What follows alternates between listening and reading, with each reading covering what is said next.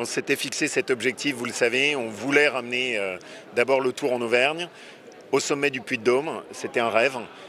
Pour moi, c'est l'aboutissement de presque 7 années de bataille. Christian Prudhomme nous a fait confiance et il y a une immense fierté. On va avoir la carte postale de l'Auvergne au cœur de ce Tour de France. Nous, on avait un peu ciblé de 2024 puisque on se disait que c'était les 60 ans.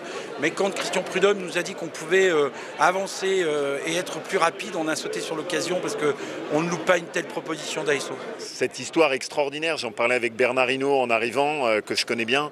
Bernard me disait elle est mythique cette ascension.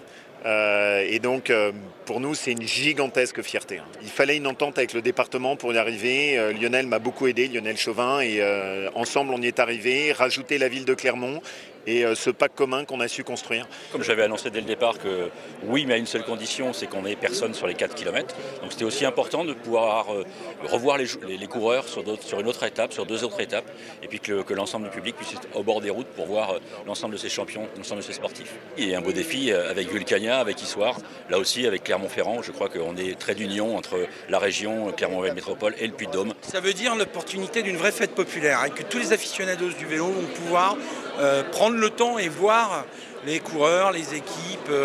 Et donc ça va être une fête encore plus forte qu'il y a 3 ans. 4 jours sur le département du Puy-de-Dôme. Je crois que cette terre de jeu sera exceptionnelle.